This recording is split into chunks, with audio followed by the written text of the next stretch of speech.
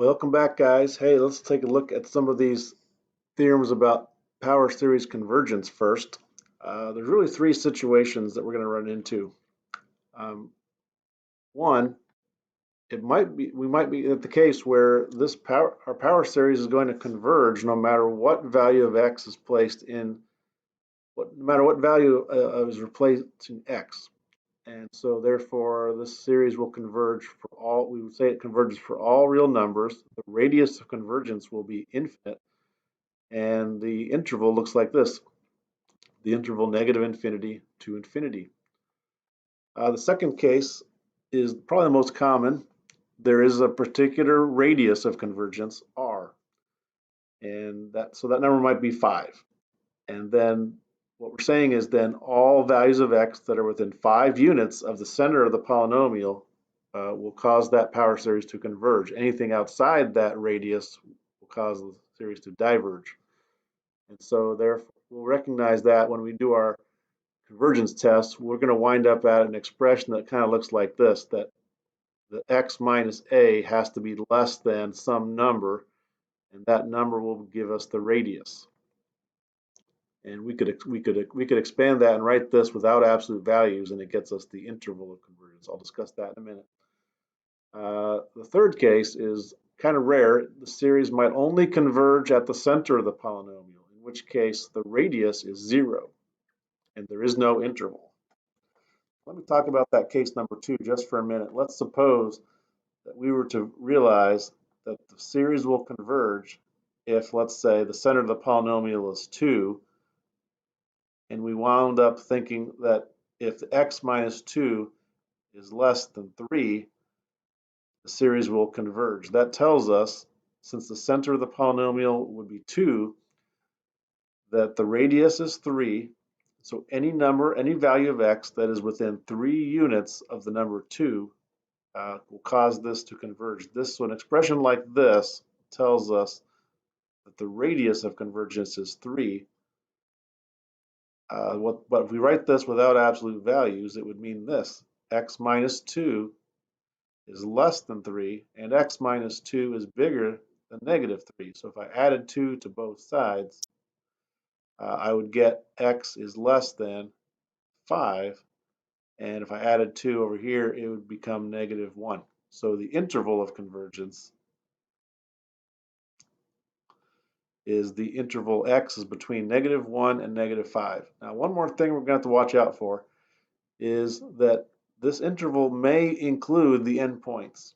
And so what we do once we use the most commonly the ratio test, and what the ratio test is doing is testing for absolute convergence.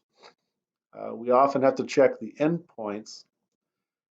We're going to always check the endpoints, and the series might also converge at one or more of the endpoints. And I think we're going to see that happen a couple times today too, where it might converge at neither of the endpoints. It might converge at only one of the endpoints, or it might converge at both of them.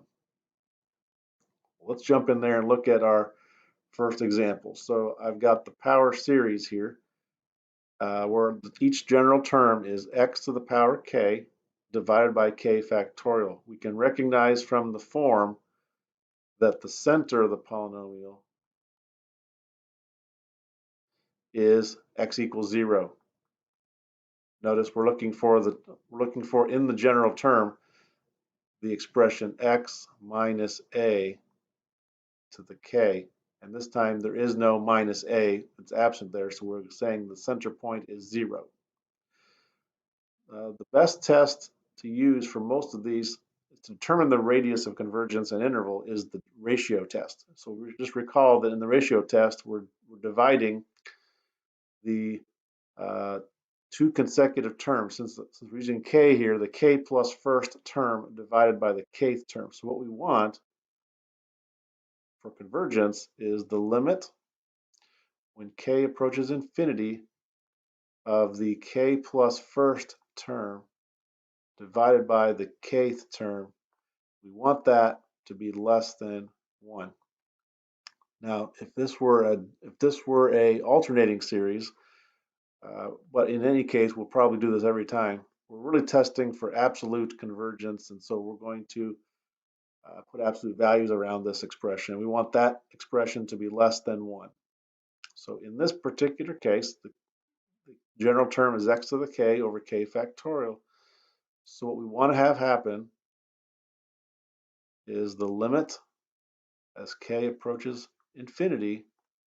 And how we're going to write this is we're going to take the k plus first term times the reciprocal of the kth term. So it's going to kind of go like this: x to the k plus 1 over k plus 1 factorial. And now we're going to multiply by the reciprocal of the general term. So k factorial divided by x to the k. And what we want for this to do is when k approaches infinity, we want that limit to be less than 1. And that will mean that the series is going to converge. Well, let's just rewrite this expression a little bit. And so we're going to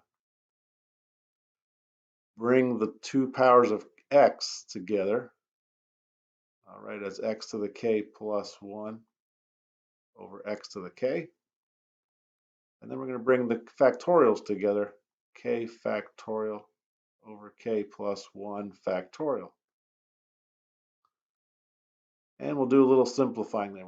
Again, we want this to be less than 1. Well, here I've got powers of x, x to the k plus 1 over x to the k. So notice whatever k is, the numerator has one extra power than the bottom. So if anytime I would divide those, the result will just be x. So my limit now starts to take some shape here. This expression would always result in x. Over on this side, notice that this is k factorial over k plus 1 factorial. We've simplified expressions like that before, so notice that the numerator really represents k times k minus 1 times k minus 2, etc. And the numerator at the bottom, sorry, the denominator has all of that plus the extra factor of k plus 1. So this really reduces to 1 over k plus 1. And so what I want you to notice now is the limit only involves k. What we're presuming is we would pick x to be some real number and then apply the limit to k, right? So if we were to say, let's say we were to pick x to be 5, just arbitrarily, the limit, the part that goes to infinity is still k. And so 1 over k plus 1 is still an expression that's going to approach 0. So regardless of what number I might pick for x, it's going to be multiplying by something that's approaching 0. And so therefore this limit is going to end up equaling 0 no matter what number I pick for x. So the limit equals 0 for all values of x. So here's an instance where I can pick any number I want. I could even pick x to be 1,000,000. And in this limit, it would end up eventually being 1,000,000 times 0, which is 0, and for sure less than 1. And so this tells us that the radius of convergence, there is no radius, or it's infinite. It's infinite. I can pick any number I want. And so the interval of convergence is that x just has to be any real number between negative infinity and infinity. So this is kind of case number 1 on that last slide. There is an infinite radius of convergence. The series converges no matter what x we pick.